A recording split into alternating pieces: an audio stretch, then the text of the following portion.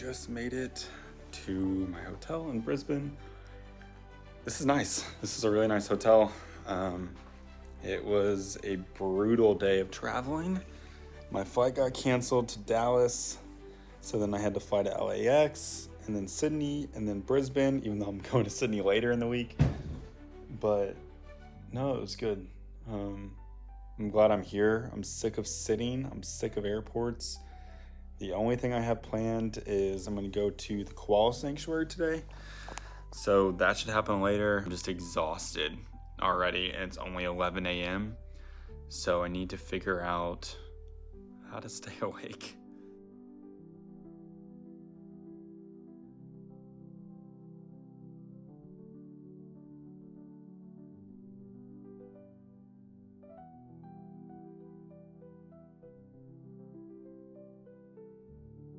Koala sanctuary was good.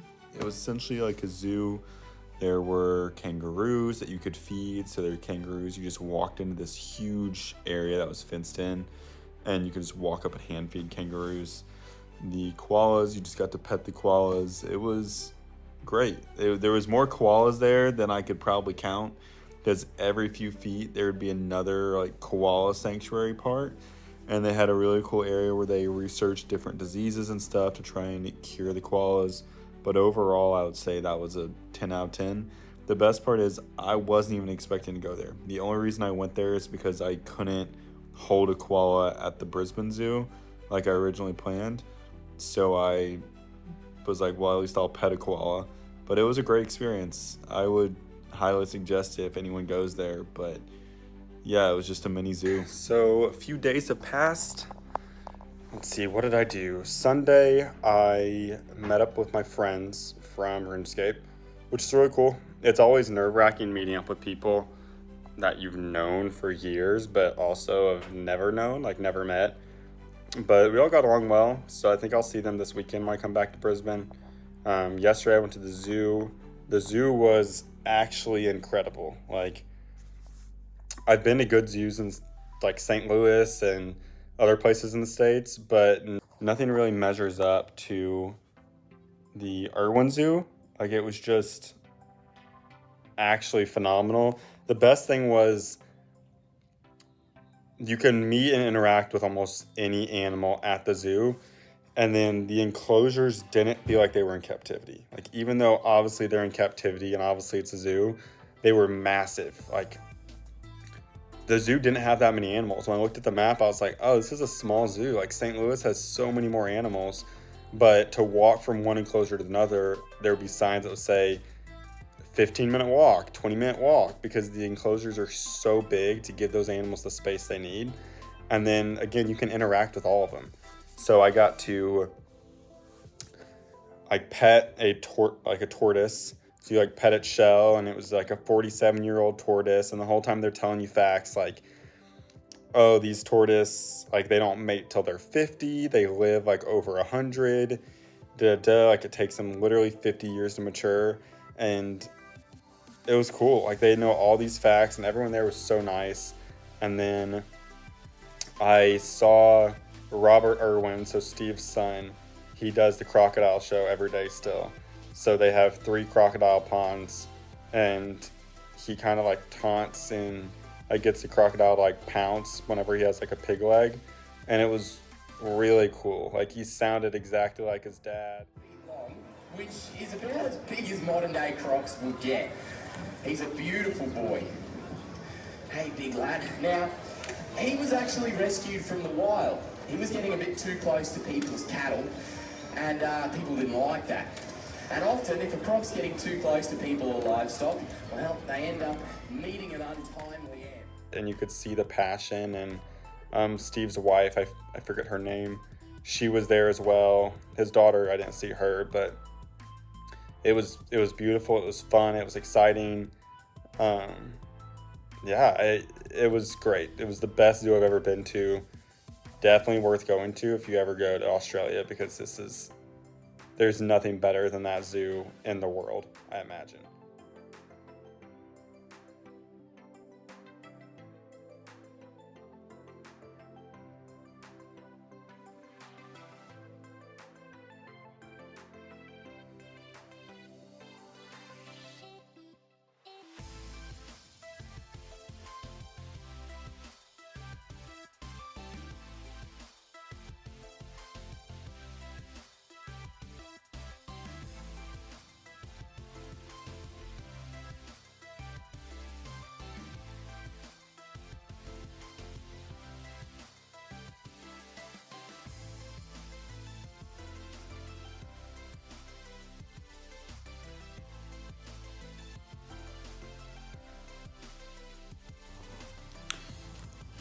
Today was good.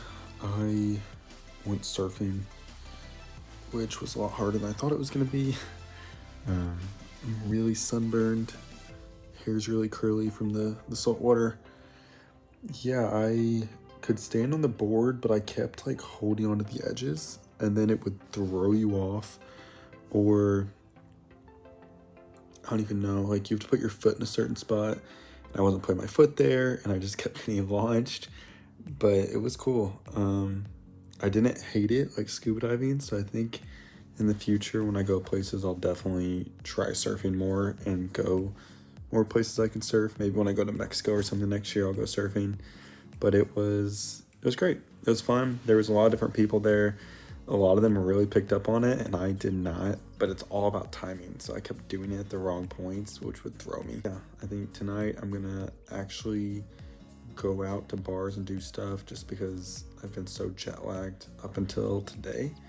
So I should be able to actually go and exist at night for once. So there's a place that is a Nashville inspired bar. I'm definitely gonna try that out. And then I think I'll go to a few breweries, see if beer here is any good. I don't have my hopes set high, but we will see. The beach was pretty. I took lots of videos. The city is pretty, like just walking amongst it, but I've just been in like Bondi.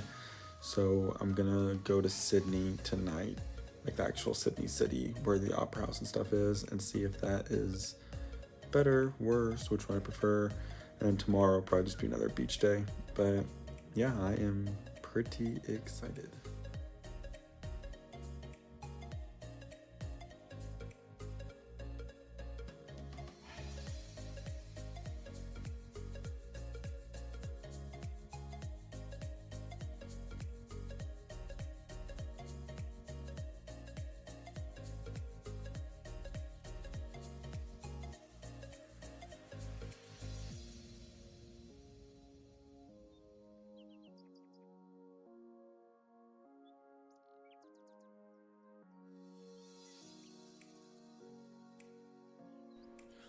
I think this is a good point in the video to talk about my Australia trip and just kind of recap a little bit.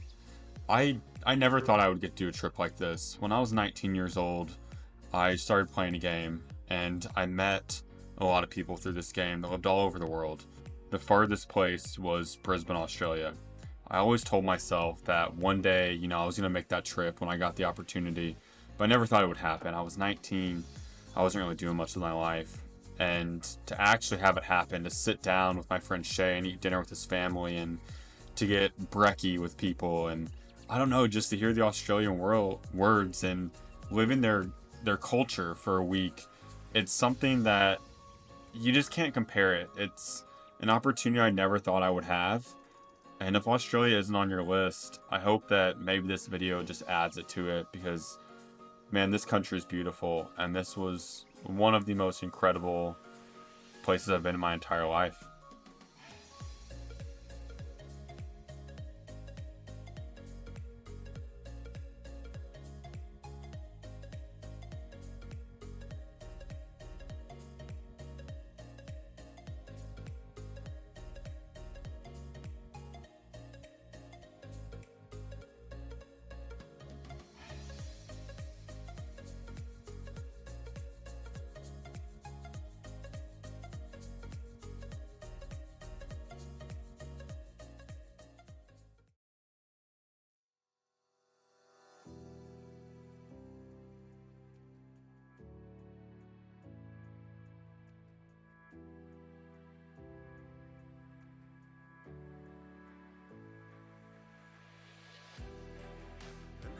I probably should recap on my Sydney adventures. So I don't really know where I left off, but I had a great night. I made a friend. We walked around. I explored all of like downtown Sydney, like the what am I thinking? I explored the Opera House. I explored all that area. It was great, like actually meeting locals and just like talking to people, because I didn't realize how similar our cultures, societies are. I don't know what to call it. But yeah, they're going through the same political stuff. This person, they knew just like everything. It was great. I don't know, I really enjoyed it. It's kind of challenging to meet like someone local. But a friend once told me, his name was Michael. Well, his name is Michael. He told me that whenever you go somewhere, you need to meet the locals, you need to try the food, and that was the goal. So I got to walk around, explore the city. It was beautiful. I saw the Sydney Harbor, where apparently it's super shark infested, and I just learned like cool facts about Australia and just kind of how intertwined they are with us. That's another thing I've realized since being in Australia. It does not feel different from back home because they have the same restaurants. The food's pronounced a little different and how they talk is pronounced a little different, but otherwise it's the exact same. I'm just 8,000 miles away and everyone has an accent.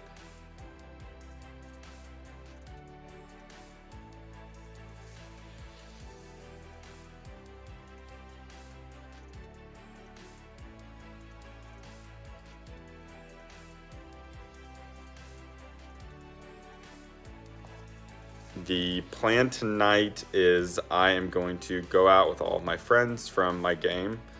So that is the goal. I'm pretty excited. We're going to go to a bar called Johnny Ringo's, which I grew up watching Tombstone. So I'm excited to go to that. And hopefully it's good. It's only a walk from my hotel, which is convenient because I've been spending fucking hundreds on Uber so far. Yeah, just love that. That's the joys of solo traveling. What you don't realize is all of your transportation expenses are solely on you. Like if I had had someone with me, all the Ubers would have been split halfway, but instead I am eating hundreds of dollars in costs on Ubers. So to be able to just walk out tonight is going to be a breath of fresh air.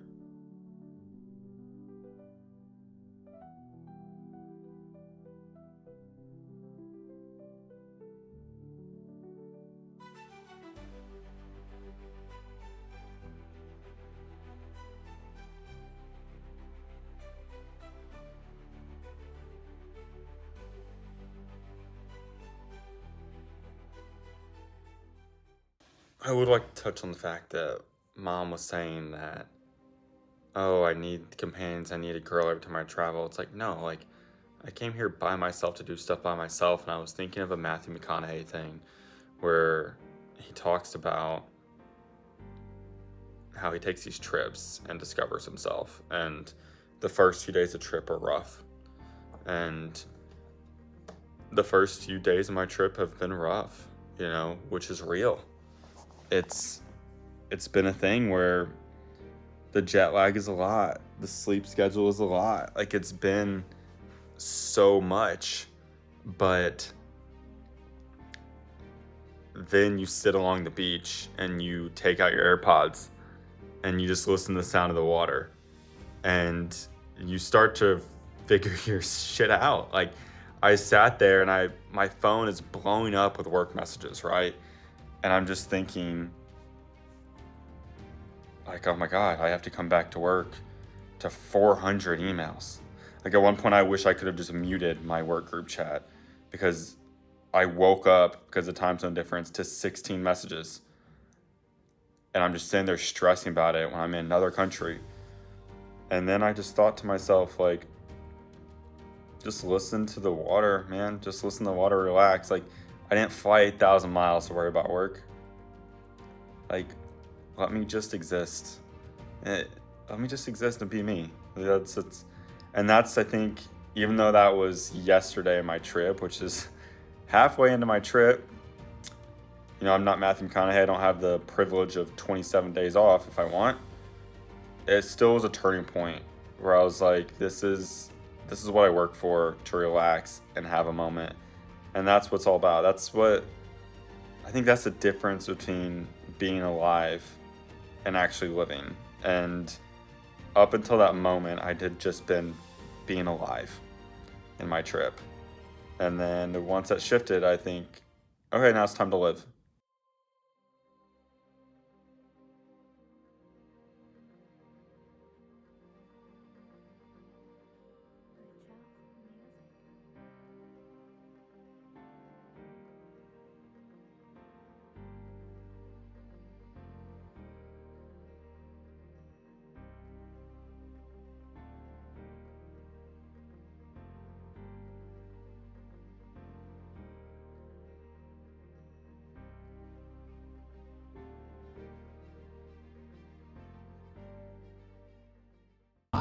ships roll in, watch them roll in. I'm just sitting on the dock of the bay. Too bad there's the life you lead, just so they say you forgot what you need. You can see